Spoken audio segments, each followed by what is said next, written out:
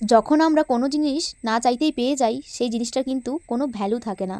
আর কোনো জিনিস যখন আমরা উপহার হিসেবে আপনজনদের কাছ থেকে পাই সেই জিনিসটা কিন্তু খুবই দামি হয়ে ওঠে আমাদের কাছে।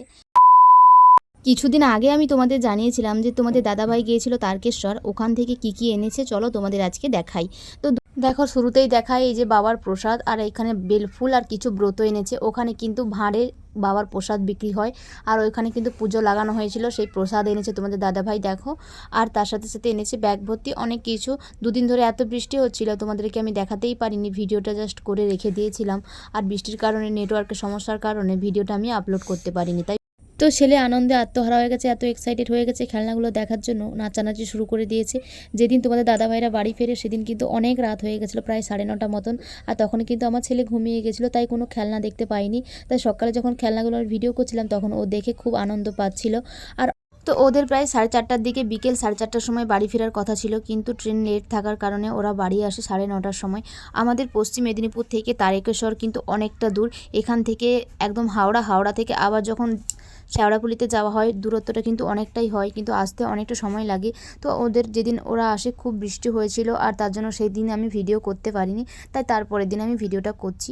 আর এইদিকে দেখো একটা সুন্দর মালা এনেছে, তার সাথে একটা ব্রেসলেট এনেছে। এইগুলো একদম ওং দেওয়া আছে, মানে ঠাকুরেরই জিনিস। ওখানে কিন্তু সমস্ত রকমের ঠাকুরেরই জিনিস পাওয়া যায় বেশিরভাগটাই।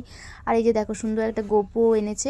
এই গোপুটা কিন্তু সোনামায়ের জন্য এনেছে, আর সোনামায়ের কিন্তু এটা খুব পছন্দ হয়েছে। তো তোমাদের দাদাভাইরা যেহেতু প্রত্যেক বছরই তারকেশ্বর যায়, তাই আমি কোনো বছরই কিন্তু কোনো কিছু আবদার আহ্লাদ করে নিয়ে আসতে বলি না। ওর যেটা ভালো লাগে ও আমাকে সেটাই এনে দেয়, কোনো কোনো বছর আবার এনেও দেয় না। তো এই বছর দেখো এই ব্যাগটা এনে দিয়েছে, খুব সুন্দর লাগছে ব্যাগটা আমার। আর দুপাশে দুটো চেন আছে, সাইডে একটা চেন আর মিডিলে একটা চেন আছে। খুব সুন্দর ব্যাগটা হয়েছে, কোথাও নিয়ে যাওয়ার জন্য একদম পারফেক্ট। আর নিয়ে এসেছে বাদাম পাটালি, যেটা খেতে আমার ভীষণ ভালো লাগে, তাই তোমাদের দাদাভাই আসার পথে দুটো বাদাম পাটালি নিয়ে এসেছে আমার জন্য। আর সবথেকে সুন্দর যেটা লেগেছে এই সিঁদুর কৌটোটা, খুব সুন্দর লেগেছে। দেখো সিঁদুর কৌটোটা কার কেমন লাগলো কমেন্ট করে জানিও। খুব সুন্দর একটা সিঁদুর কৌটো এনে দিয়েছে, আমার কিন্তু ভীষণই ভালো লেগেছে। সবসময় যে বড় বড় জিনিসেই আনন্দ পাওয়া যায় এমনটা নয়, কিছু কিছু ছোট ছোট জিনিসেও অনেক আনন্দ পাওয়া যায়। এরকম ছোট্ট ছোট্ট উপহার পেতে আমার ভীষণই ভালো লাগে। আর গিফট পেতে কার না ভালো লাগে, সবারই গিফট পছন্দের।